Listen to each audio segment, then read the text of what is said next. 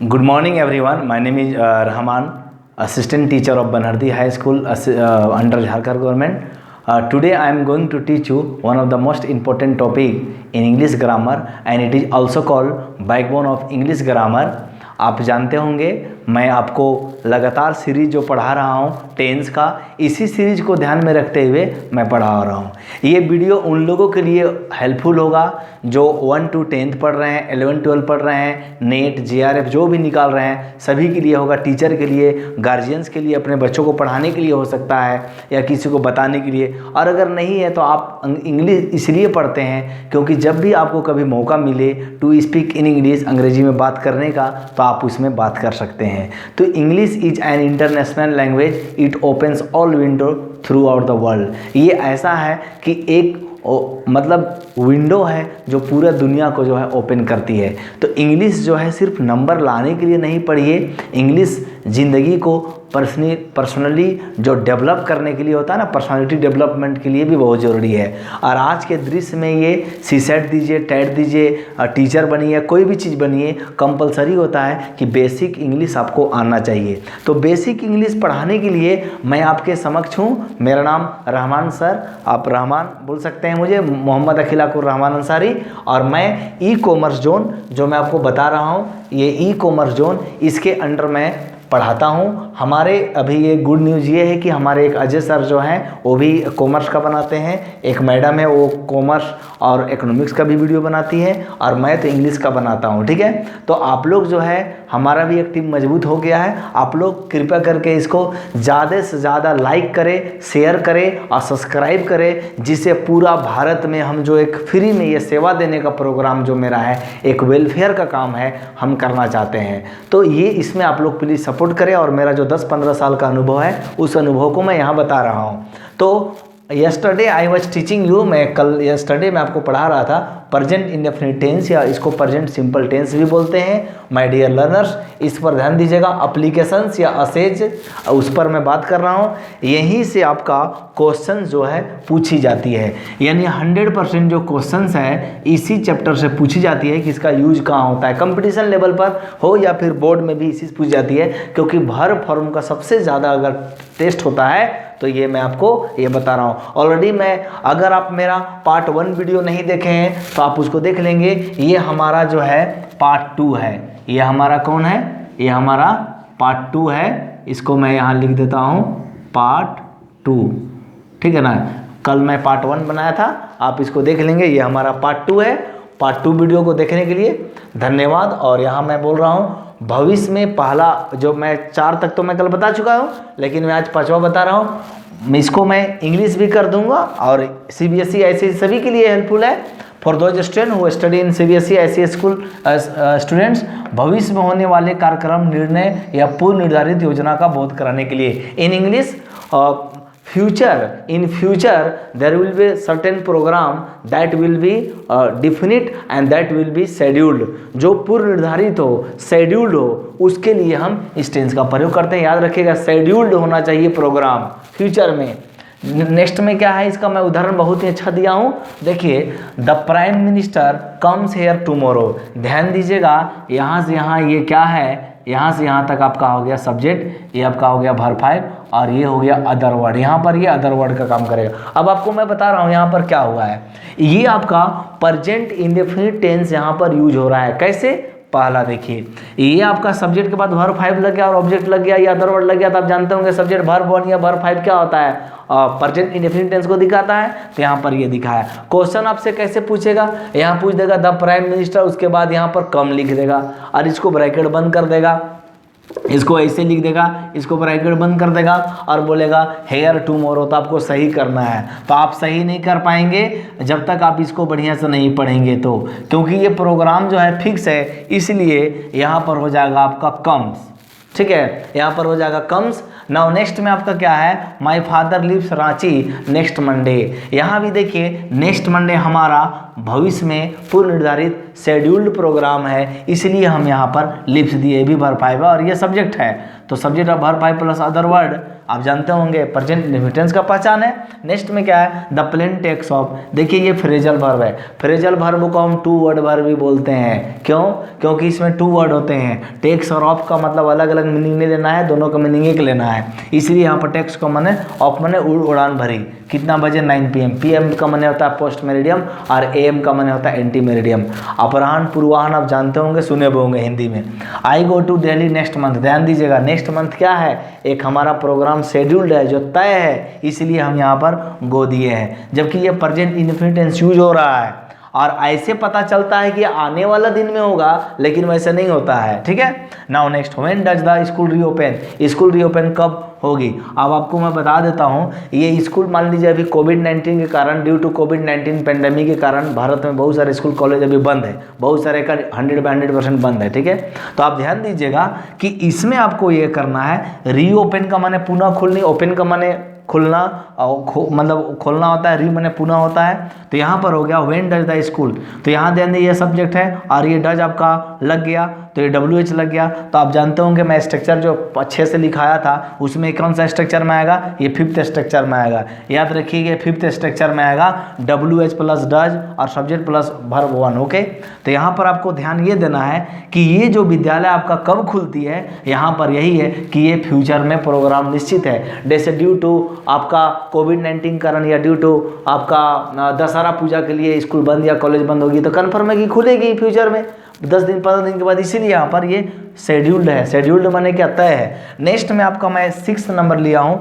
अगर principal clause में future tense प्रयुक्त रहे तो समय शर्त का बोध कराने के लिए, याद रखिएगा ये बहुत इंपॉर्टेंट है, समय और शर्त का बोध कराने के लिए सबऑर्डिनेट क्लाउज में प्रेजेंट इंडेफिनिट टेंस का प्रयोग करते हैं। सबसे पहले माय डियर लर्नर्स या स्टूडेंट्स, आपको समझना है कि प्रिंसिपल क्लाउज और मेन क्लाउज क्या आता है। आपको मैं बता देता हूँ, जब मैं क्लाउज चैप्टर पढ़ाऊंगा तो मैं बताऊंगा क्लाउज मुख्यतः 3 प्रकार के होते हैं, मुख्यतः 3 प्रकार के होते हैं, लेकिन अगर मेन बोला जाए तो 2 प्रकार के होते हैं। ठीक है, अगर मेजर बोला इसे तो जनरली 3 प्रकार के होते हैं, सबऑर्डिनेट क्लाउज, प्रिंसिपल क्लाउज और एक होता है कोऑर्डिनेट क्लाउज। लेकिन याद रखिएगा प्रिंसिपल क्लाउज में कोई भी कंजक्शंस यूज नहीं होता है, no conjunctions are used in principal clause. याद रखिए, keep one thing in your mind, principal clause में कोई कंजक्शन यूज नहीं होता है, सबऑर्डिनेट क्लाउज में कंजक्शन यूज होता है, तो सबऑर्डिनेटिंग कंजक्शंस यूज होता है। कंजक्शन जब चैप्टर में पढ़ाऊंगा तो बताऊंगा, लेकिन फिलहाल जान लीजिए यहाँ पर इफ हो गया, यहाँ पर इफ हो गया और यहाँ पर आपका यहाँ पर इफ हो गया और यहाँ पर एज सून एज हो गया,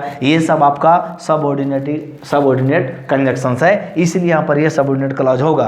तो प्रिंसिपल क्लॉज और सबऑर्डिनेट क्लॉज में अभी आपको बता रहा हूँ, तो ये सबसे ज़्यादा VBI क्वेश्चंस आपका है ये चैप्टर का। क्यों? क्योंकि इससे बहुत ज़्यादा, और ज़्यादातर स्पोकन में गलत बोलते हैं, चाहे कोई टीचर हो, अगर बढ़िया से पढ़ते नहीं है टीचर तो कन्फर्म गलत बोलेंगे, या कोई स्टूडेंट हो तो गलत बोलेंगे। खास करके इस तरह का सेंटेंस, मैं बीइंग इंग्लिश टीचर में 10-15 साल से पढ़ा रहा हूँ, तो मुझे मालूम है कहाँ पर लोग गलती करते हैं। देखिए ये इसको ध्यान से समझिए, इसे क्वेश्चन एग्जाम में भी पूछाते हैं, कोई भी आपसे पूछ सकता है आपका टेस्ट करने के लिए। जैसे मैंने यहाँ पर कहा प्रिंसिपल क्लाउज में फ्यूचर टेंस प्रयुक्त रहे, तो ध्यान दीजिएगा, ये मैंने कहा यहाँ से यहाँ आप ध्यान दीजिएगा, ये हमारा फ्यूचर टेंस है, फ्यूचर टेंस प्रयुक्त रहे, फ्यूचर टेंस है। अब देखिए सैलर विल फ्यूचर टेंस को बताता है। अब देखिए क्या बोलता है प्रिंसिपल क्लाउज में, तो यहाँ मैंने आपको कहा यहाँ से यहाँ तक आप ध्यान से देखेंगे तो एक भी कंजक्शन यूज नहीं हुआ है। My dear learners keep one thing in your mind, यहाँ पर ध्यान दीजिए, एक भी कंजक्शन यहाँ तक यूज नहीं हुआ है, जबकि कंजक्शन जो यूज हुआ है वो यहाँ इफ हुआ है। तो यहाँ पर देखिएगा इफ इट रेन्स अगर मैं कर देता हूँ तो ये दूसरा पार्ट हो गया, एक पार्ट का एक सेंटेंस का 2 पार्ट कर सकते हैं। यहाँ से यहाँ तक हम क्या कर सकते हैं, इसको हम प्रिंसिपल क्लाउज बोल सकते हैं। और ये जो पार्ट है यहाँ से यहाँ तक, इसको जो मैं बॉक्स बनाया हूँ, ये आपका सबऑर्डिनेट पार्ट है, यही आपका है SC, इसको सबऑर्डिनेट क्लाउज बोलते हैं, और इसको हम PC बोलते हैं, यानी प्रिंसिपल क्लाउज। ठीक है, तो अब आप ध्यान दीजिएगा, अब ध्यान दीजिएगा, कहता है क्वेश्चन कि अगर प्रिंसिपल क्लाउज में फ्यूचर टेंस का प्रयोग हुआ है, ये है आपका यहाँ से यहाँ तक हो गया आपका फ्यूचर टेंस जो हुआ है, और ये प्रिंसिपल क्लाउज है, तो तो क्या करता है, सबऑर्डिनेट क्लॉज में प्रेजेंट इंडेफिनिट टेंस का यूज होगा। तो सबऑर्डिनेट क्लॉज में प्रेजेंट टेंस का यूज होगा, मतलब नहीं समझे, ध्यान दीजिएगा, ये हमारा सबऑर्डिनेट है। इफ इट रेन्स, आप जानते होंगे इट के बाद यहाँ वर्ब 5 लग गया तो ये क्या हो गया, प्रेजेंट इंडेफिनिट टेंस हो गया। और आपको मैं कल भी बताया था, स्ट्रक्चर 1 याद कीजिए, सब्जेक्ट प्लस वर्ब 1 या वर्ब 5 प्लस ऑब्जेक्ट, तो इसमें आ गया ना इट प्लस वर्ब 5। तो यहाँ पर इफ क्या है, इज सबऑर्डिनेटिंग कंजक्शन है और सबऑर्डिनेट क्लॉज है। आपसे अगर क्वेश्चन पूछेगा तो इसमें क्लॉज छाटिए तो क्या कीजिएगा, वी शैल गेट वेट, हम लोग भीग जाएंगे यदि बारिश होती है तो यहाँ पर क्या हुआ, यदि यानी कंडीशन यहीं पर है ना, समय या कंडीशन दिया रहे, समय या कंडीशन दिया रहे तो कन्फर्म है कि वो बोध कराता हो तो सबऑर्डिनेट क्लॉज में प्रेजेंट इंडेफिनिट टेंस का यूज होगा। आंखों बंद करके ब्लाइंडली फेथ कीजिए इस पर। नेक्स्ट क्वेश्चन आपका एग्जांपल है, यू विल गेट सक्सेस, आप सफल होगे इफ यू ट्राई हार्ड। यहाँ पर देखिए, यहाँ से आपका यहाँ तक क्या है, प्रिंसिपल क्लॉज है, इसको हम पीसी बोलते हैं। और ये आपका यहाँ से लेके यहाँ तक क्या है, इसको एसी बोलते हैं, सबऑर्डिनेट क्लॉज बोलते हैं। सबऑर्डिनेट क्लॉज को हम डीसी भी बोलते हैं, डिपेंडेंट क्लॉज, और पीसी को हम आईसी भी बोलते हैं, इंडिपेंडेंट क्लॉज। ठीक है, याद रखिएगा। ठीक है, अब ध्यान दीजिएगा, नेक्स्ट उदाहरण आपका, इफ ही रन्स फास्ट। अब मैं पहले कंडीशन को कर दे रहा हूं, देखिए बाद में करूं या पहले करूं, अंतर क्या है, थोड़ा सा अंतर देखिए है। देखिए अगर मैं पहले कंडीशन को करता हूं तो ये कोमा लगता है, याद रखिए ये कोमा बहुत इंपॉर्टेंट है, ये कोमा लगता है। ठीक है, और अगर मैं बीच में करूं तो कोई कोमा नहीं लगेगा, डोंट फॉरगेट इट सॉरी, आप इसको भूलिएगा नहीं। अगर मैं इसको शुरू कर देता हूं, शुरू में लिखता हूं तो याद रखिएगा बीच में कोमा लगेगा, और अगर मैं बीच में करता हूं तो कोमा नहीं लगेगा। यहां पर देखिए, इफ ही रन्स फास्ट, यदि वह तेज दौड़ता है, कोमा ही विल विन। यहाँ पर ये देखिए, ये है प्रिंसिपल क्लॉज, ये है पीसी, और ये आपका है एससी। ओके, ये आपका एससी हो गया। तो मेरा कहना है माय डियर स्टूडेंट्स कि जब पीसी लगेगा तो कोई कंजक्शन यूज नहीं हुआ है, तो कन्फर्म है कि उसमें फ्यूचर टेंस यूज हुआ है। पीसी में याद रखिएगा फ्यूचर टेंस यूज हुआ है, लेकिन जब पीसी में फ्यूचर टेंस यूज हो जाएगा तो जो दूसरा पार्ट होगा तो उसमें हर हाल में प्रेजेंट इंडेफिनिट टेंस यूज करना है। उसी तरह से वी शैल स्टार्ट, हम लोग शुरू करेंगे, एज सून एज, यहाँ ये क्या हो जाएगा, यहाँ से यहाँ हो जाएगा आपका क्या, यहाँ से लेके यहाँ तक आपका हो जाएगा एससी।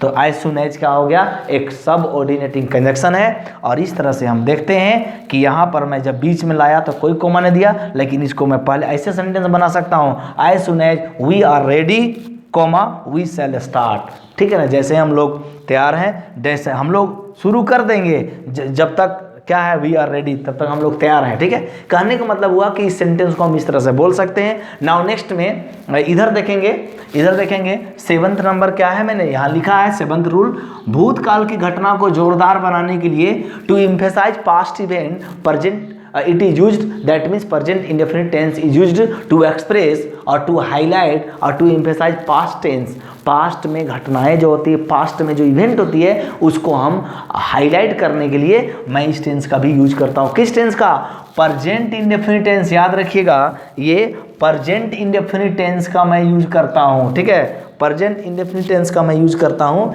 इसका मतलब क्या हुआ कि एक गैंग ऑफ रोबर्स, डाकुओं का एक समूह को बोलते हैं gang of robbers, a gang of robbers attacks, ध्यान दीजिएगा अटैक्स।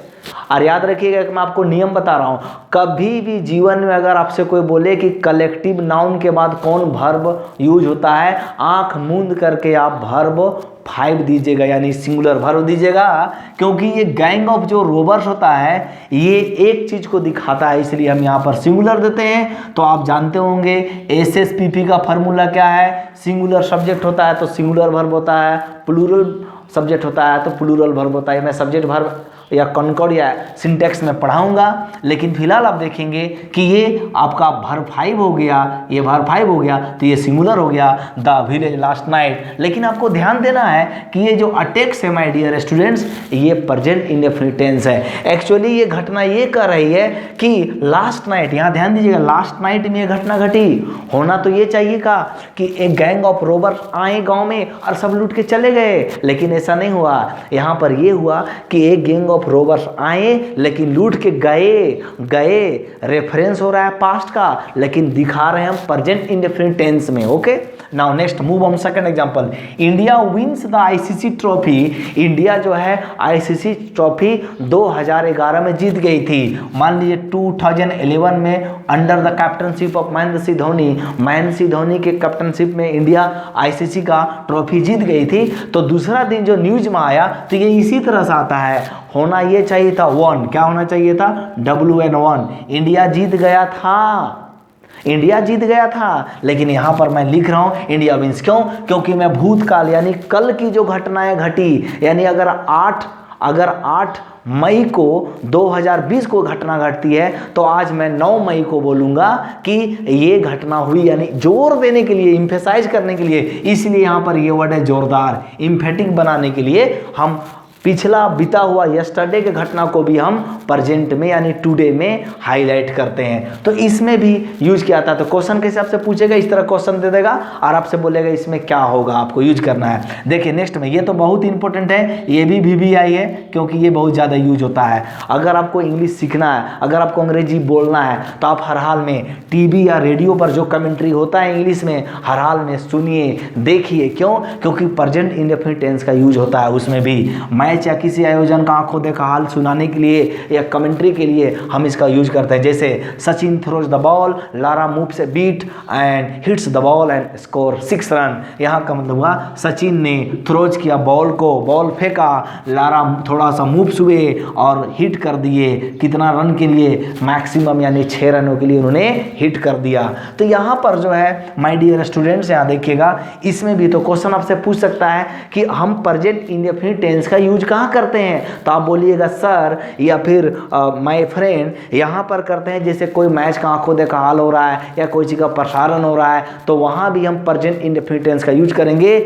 आंख मूंद करके आप इसको यूज कीजिए। और जितने भी कमेंटेटर होते हैं, चाहे वो टीवी पर हो या रेडियो पर हो, कन्फर्म इसी का यूज करते हैं। Okay, now next move on 9th number, here and there. देखिए हेयर या देयर से प्रारंभ होने वाले वैसे एक्सक्लामेटरी सेंटेंस याद रखिएगा में सिंपल प्रेजेंट टेंस का प्रयोग होता है, जिससे किसी कार्य के जारी होने का बोध होता है। ये तो और इम्पोर्टेंट है, ये भी आपका VBI में आता है। क्यों?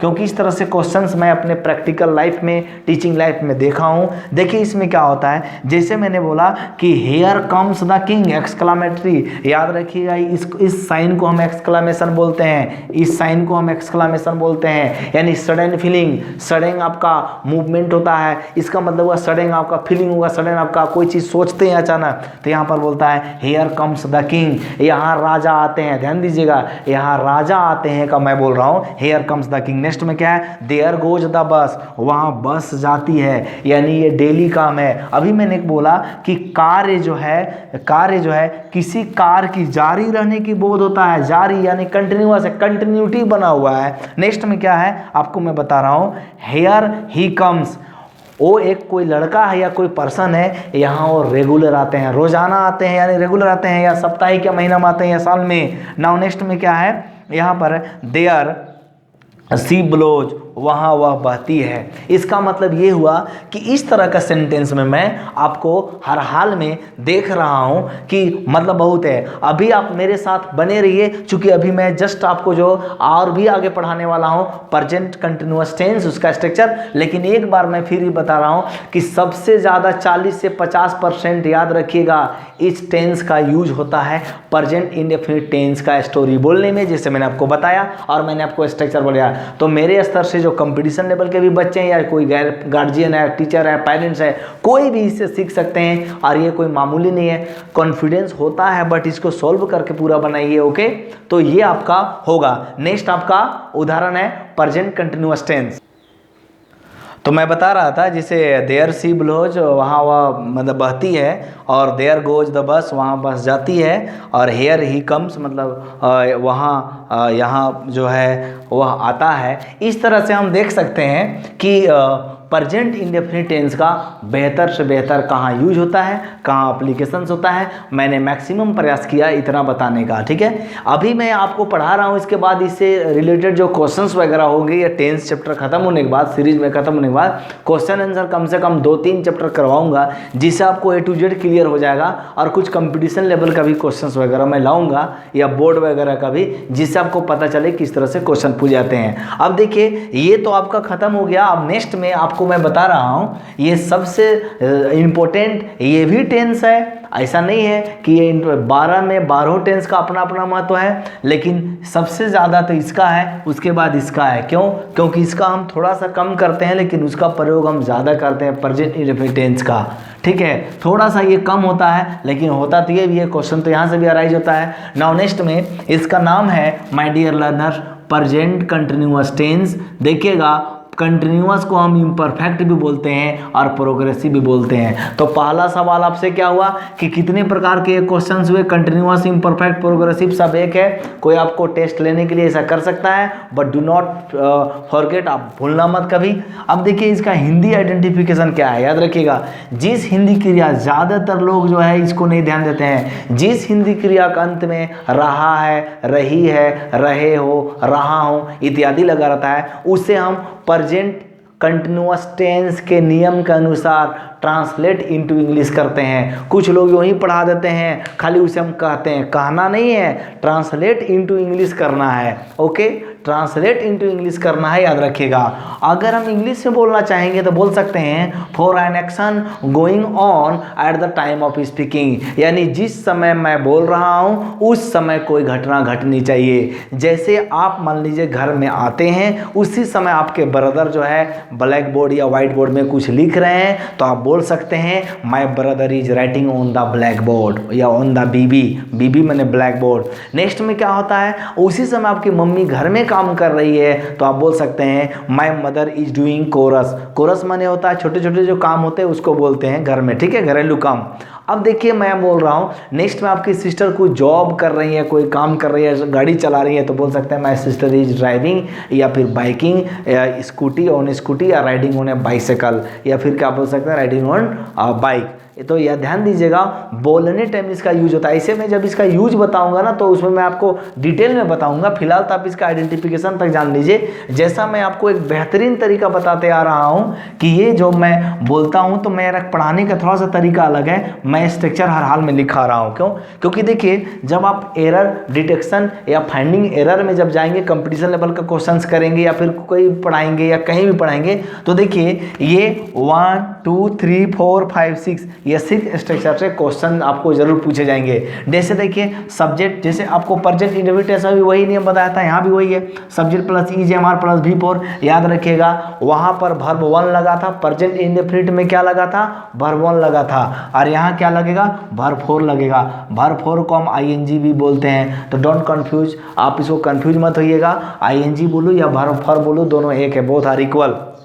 नाउ ऑब्जेक्ट मेथड वर्ड भी हो सकता है। तो यहाँ पर मैं उदाहरण भी दूंगा, जैसे मैं बोल रहा हूँ सी। आप देखिए यहाँ पर ये क्वेश्चन होता है, इसका मैं आंसर आपको लिख देना चाहता हूँ कि कहाँ कहाँ होगा। अगर आपसे पूछे कोई ईज कहाँ लगता है, तो देखिए सिंगुलर नाउन के साथ ईज लगता है। जैसे ईज कहाँ लगेगा, सिंगुलर, ओके, सिंगुलर नाउन के साथ ईज लगेगा। कहाँ कहाँ लगेगा, जैसे देखिए ही के साथ लगेगा, और आपका सी के साथ लगेगा, ईट के साथ लगेगा, या कोई बॉय जैसे मैंने आपको बोला, या गर्ल, इस तरह से रहेगा तो आपका इज लगेगा। ओके, नेक्स्ट आपका क्वेश्चन है एम कहाँ लगेगा, तो इसका सिर्फ एक ही आंसर है माय डियर स्टूडेंट्स या लर्नर, आई के साथ एम लगता है। अब एक और क्वेश्चन है कि आर कहाँ लगेगा, तो यहाँ पर इसका आंसर है, ये है प्लूरल, ये है प्लूरल नाउन के साथ लगेगा। जैसे कहाँ कहाँ लगेगा, दे के साथ लगेगा, यू के साथ लगेगा, ओके,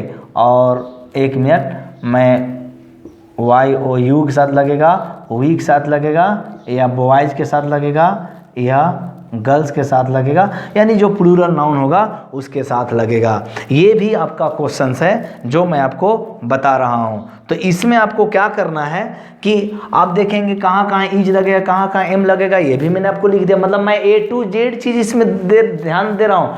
जूनियर से जूनियर बच्चे, सीनियर से सीनियर बच्चे भी ध्यान से देखेंगे और इस वीडियो को बार बार आप मतलब पॉज करेंगे या फिर डाउनलोड करके देख लेंगे, आपको पता चल जाएगा। देखिए इसमें क्या है, subject plus is am are plus not plus. अब देखिए अगर नोट को अगर शॉर्ट में लिखना है ना तो इज नोट को इजेंट कर सकते हैं, ये क्वेश्चन टैग है, याद रखिएगा। आर नोट को कहीं कहीं देता है, एम्ट भी देता है, अरंट भी देता है, और आर नोट को अरंट भी कर सकते हैं। तो आप इसको ऐसे बना सकते हैं कि बॉयज अरंट गोइंग देयर, बच्चे यानी लड़के वहाँ नहीं जा रहे हैं, या आर द बॉयज या aren't the boys going there, क्या वहाँ बच्चे नहीं जा रहे हैं। इस तरह से मैं कर सकता हूँ। यहाँ पर देखेंगे इज एम आर, याद रखिएगा सेंटेंस का पहला अक्षर हमेशा कैपिटल होगा और अंत में फुल स्टॉप या क्वेश्चन मार्क या एक्सक्लेमेशन मार्क होगा। उसके बाद देखिए ये मैं 4 बता चुका हूँ, 4 में भी आप ऐसे कर लेंगे। 5th और 6th लिखने का मैं तरीका बता रहा हूँ। WH मैं आपको कल भी बताया था, WH में क्या होता है, व्हेन, व्हाट। आप इसको समझने के लिए मेरा पहले वाला पार्ट 1 का वीडियो है टेंस का, आप उसको देखिए।